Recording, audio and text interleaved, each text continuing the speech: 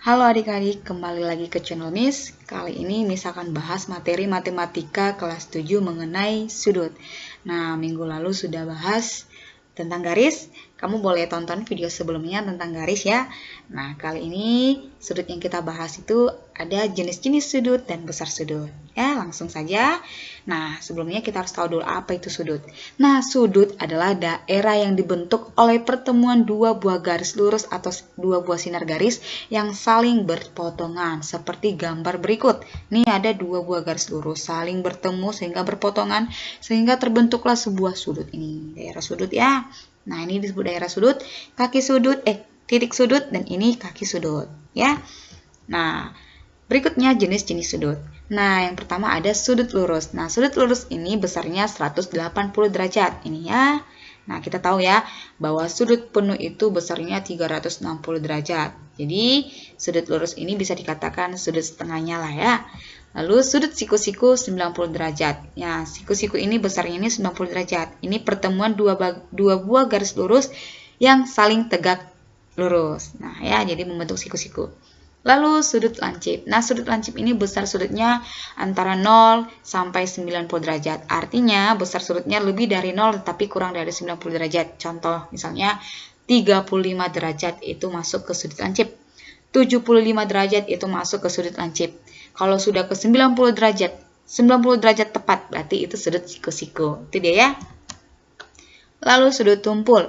Nah, sudut tumpul ini besar sudutnya antara 90 derajat sampai dengan 180 derajat, atau bisa kita bilang sudut yang lebih dari 90 tetapi kurang dari 180 derajat.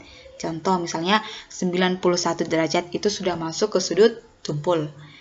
179 derajat itu masuk ke sudut tumpul ya. Oke.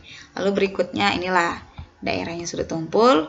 Nah, sudut refleks. Nah, sudut refleks ini sudut yang besarnya itu antara 180 derajat sampai 360 derajat. Artinya lebih dari 180 dan kurang 360. Ya, misalnya 185 derajat, 270 derajat itu masuk ke dalam sudut refleks. Ya, oke. Itu dia. Sekarang besar sudut. Nah, besar sudut dapat kita hitung misalnya seperti ini. Ada derajat, menit, dan detik.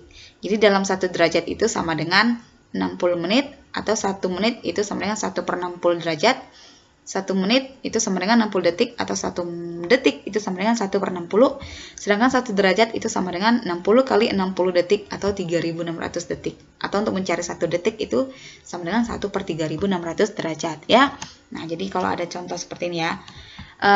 Ubahlah 8 derajat menjadi berapa menit. Nah, jadi tadi katanya 1 derajat itu 60 menit. Jadi kalau 8 derajat berarti kamu tinggal kalikan. 8 kali 60 menit, 480 menit. Nah, ini 100 detik mau diubah ke dalam derajat. Tadi katanya detik mau diubah ke derajat. Ini ya. Detik diubah ke derajat berarti 1/3600. Berarti 100/3600 derajat. Hasilnya coret-coret menjadi 1/36 derajat ya.